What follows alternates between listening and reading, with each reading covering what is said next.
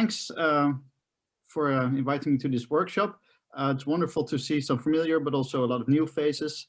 Let me first say that I'm working at Utrecht University in the Netherlands at the Ethics Institute, which is part of the Department of Philosophy. I'm a political philosopher, and that's also the direction that I take in coming to this topic.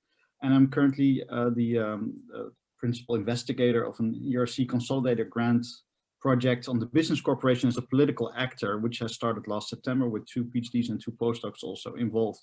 We're organizing also online seminars, so if you're interested in this, look at the website and or the Twitter account mentioned. What I want to do in this presentation is ask 3 questions, and they relate to 3 different papers that I've been working on over the last year, and together I hope they sketch a bit of the perspective that I think is interesting and important to take with respect to business corporations. So the first question is, what does it mean to say that business corporations are political actors? How to conceptualize their responsibilities from, again, a sort of political theory, political philosophy perspective, and then how to hold business corporations to account in practice. And you'll get 2 slides on each of these 3 questions. That's sort of the outline of the presentation. Now, I think there are 2 ways of answering this question. What does it mean to say business corporations are political actors? One way is to say, well, they engage in political actions, so they influence political decision-making by states and other public organizations, for example, international public organizations, for example, by lobbying or through campaign finance and other means. So just to mention two examples that come to mind from the last month, for example, Twitter's shutting down of Donald Trump's account during the US elections, or the recent backing up of by Coca-Cola and other companies in the US of criticisms against new legislations in US states like Georgia to restrict voting rights. These are all examples of sort of corporations getting into the political arena and taking political stances on issues, lobbying in favor of what they see as their interests or the public interest, or they might sell it as the public interest, but have their own interests mainly in mind. All of that, I take it, is familiar, and it's one way of sort of thinking about the way in which business corporations are also political actors. So when I say they're political actors, I'm not suggesting they're only political actors, but they are also that. In line with this, still in this first perspective, it's often been pointed out, and I think this was already mentioned earlier today, with reference to the literature in political CSR, that they fulfill political functions, so they execute tasks that we normally think of should be or were fulfilled by states and other public organizations. For example, in setting standards and regulating their own transactions, especially in a globalized context where sometimes weak states are unable to set standards, and in providing public goods or services. And now, of course, this is something in a sense already very old. So in the Netherlands, for example, we still have houses that have been built in the 19th century by large corporations back then for their employees. And then, of course, afterwards, many of these public goods and services, their provision was removed from the orbit of corporate action and then sort of put upon the shoulders of the state. And now we see sort of a partial reversal of that trend, sometimes in Western countries, but obviously also in non-Western countries. Now, all of that I think is sort of rather familiar, but I think there's a second perspective, and this is sort of the perspective that I'm taking, which doesn't contradict this first perspective, which sort of tries to explain why these things happen, or sort of explain the light in which these first perspectives should be put. And this is that business corporations, as all corporations, so they're one form of the more general structure of incorporation, are representative structures. And I tried to work this out in a paper that I wrote, in which I give an interpretation of Thomas Hobbes, who has a very interesting passage about incorporation, and in which he tries to explain a sort of what could be called the legal ontology of corporate action. So corporations are artificial or legal persons, and within them there's generally a board, sort of a mini government, if you want, which represents the corporation. And then for Hobbes, the state is a primary example of this structure. So when explaining the social contract, he explains how the state is created by appointing a sovereign to represent the corporation of the state. And this is the only way for the citizens of the state to come together. Now, business corporations are not states, but they are created by the state. So the legal person of the business corporation is authorized by government, by law, to act, and business corporations get special legal powers from law. In political theory, this was pointed out, I think, in an important article by David Sibley in 2013, building on legal scholarship, which addresses limited liability, asset lock-in, entity shielding, and other elements of the corporate legal structure, which form a special privileges with respect to the corporation compared to those who do not incorporate. All of these legal powers taken together, they allow corporations to become very powerful actors by pooling capital from multiple investors and putting all of that capital under one central command structure.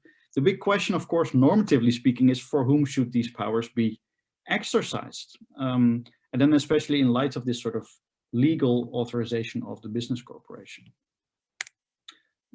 Now, there are multiple possible answers to that question. Just to have a view of what we could think of, if we associate the corporation with those who represent the corporation, so the board of directors in the middle of this picture, we could think of either the state or shareholders or one or more of the other stakeholder groups as an answer to that question, or a combination thereof. So I take it roughly, this is a familiar perspective picture from many handbooks of the actors in and around the corporation. And these are our options in thinking about this question. So for whom should this representative structure act? That brings me to the middle, the second part of my talk. So how to conceptualize the responsibilities of business corporations. And in a recent paper, which I hope will be accepted soon, it's revised and again under submission, I try to argue that this question can be best addressed when by discussing the fiduciary duties of corporations. Now, roughly before general incorporation laws were passed in many countries, there were specific public interests that corporation had to address, and therefore you could say that the fiduciary duty in a sense was towards the state.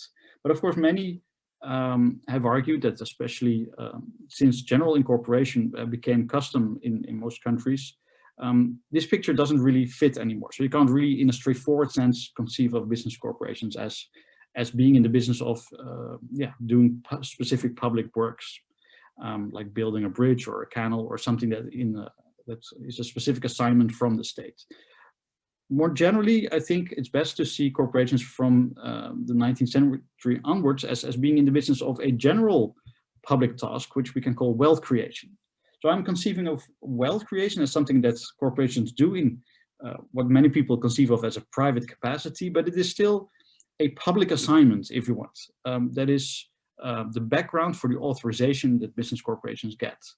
And this leads me to argue in this paper that we should see corporations as having fiduciary duties towards shareholders, as many lawyers would sort of agree with in orthodox legal circles.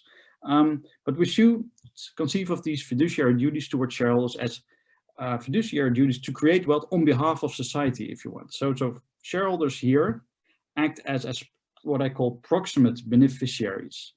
So they get sort of the task to control whether corporations are maximally trying to create wealth. But that duty to create wealth itself, I think, should be seen as a public duty. Now, when creating wealth, business corporations, because of the legal powers they have, also often have the ability to dominate others in the economy. They can dominate employees within the firm. They can dominate consumers or suppliers by having market power. Of course, many cases around big tech corporations these days come to mind. They can dominate citizens in the political process. I started my talk with some examples of that. So the second step in the paper is that I argue that these fiduciary duties towards the state, that we should recognize a separate fiduciary duty towards the state, not to nominate these others in the economy. So what this paper actually argues for then in the end is what I call a double fiduciary duty. I think we should conceive of corporations as having a fiduciary duty on the one hand towards shareholders, on the other hand, towards the state, and the state acts here on behalf of society, as representative of society at large, in the sort of Hobbesian structure that I started with. Now, there are alternative pictures of fiduciary duty around corporations, and I discussed then in the paper some alternatives and why I think this double fiduciary duty is the best picture. Now, of course, this is not recognized in orthodox legal circles, especially the second part of the double fiduciary duty structure. And we also do not have a mechanism. So while we have mechanisms for shareholders to control corporations, we do not have mechanisms to determine when business corporations dominate others in the economy and how to enforce compliance. We do, of course, have general regulations in all kinds of areas, but that is not the same thing. That brings me then to the third and final part. How could we conceive of such a mechanism? And in another paper, a third paper that I've been writing with a postdoc of mine, Michael Bennett, we argue for a new form of corporate accountability. And I have to warn you, this is a bit of a utopian, wild and radical plan that we're proposing here. And we are aware of that, but we still think it's useful to think of the idea in which every large corporation, so for example, above 250 employees and or a criterion for turnover, should be publicly evaluated in a cycle, for example, of 5 years. At the start of this cycle, we should have a bunch of evaluation criteria that should reflect the public interest, or in the terms of the last slide, what it means not to dominate others in the economy. These could be taken from a variety of sources. For example, human rights or the Sustainable Development Goals and or environmental, social and governance criteria used by investors. At the start of the cycle, a citizen assembly could determine which criteria to use for the cycle. And then corporations would have to pay a corporate social audit fee and put that into a fund. And then, depending on how every corporation would score, they would get a payment out of this fund. So if you have a higher score, you get a higher payment, which would lead some corporations to be net beneficiaries and some net payers to the scheme. So the whole scheme ends up being a reward for some company on a net basis and a penalty for others who perform less well. And one interesting aspect, I think, of the setup that we propose is that we could make it competitive. You can also make it non-competitive. So in the slide, you see both options. But in a competitive setup, you would say, well, we have, for example, 5 or 10 tiers, and we get a fixed number of places in each tier. So there's a real competition then going on, as there's a competition for getting it into the semifinals or the finals of the Champions League in football. And only those who do better than others end up in the highest tier. And the highest tier has a certain reward attached to it, which is higher than the second tier, etc. If this would work well, it would generate a publicly authorized competition, a publicly mandated competition between the largest companies for doing their very best to score well on these public interest criteria, these criteria for not dominating others in the economy. Who should evaluate then at the end of the cycle? Well, here we can think of citizen juries or expert committees or parliamentary committees. In the paper, we discuss a range of possibilities here, but we think that the possibility of including citizens, both at the start of the cycle and at the end, is especially interesting for getting a grip on corporate power in a direct relationship with citizens. Corporations today are only regulated mainly through the state, but this would establish a direct link with citizens evaluating corporations that as public actors also have a form of public power and therefore a responsibility. And this mechanism of a corporate social audit could be a concrete way to enforce this responsibility and therefore give content to the second duty that I've argued for in this double fiduciary duty structure that we should see as being the normative structure around corporations, if you follow my reasoning. This has been a very, very dense, but I thought it was useful to give a sort of overview of the different type of things and how they hang together that I've been working on in the last year, all in within this perspective of seeing business corporations as political actors. But it's an ongoing research project, and I'm looking very much forward to your suggestions, comments, and questions. Thanks.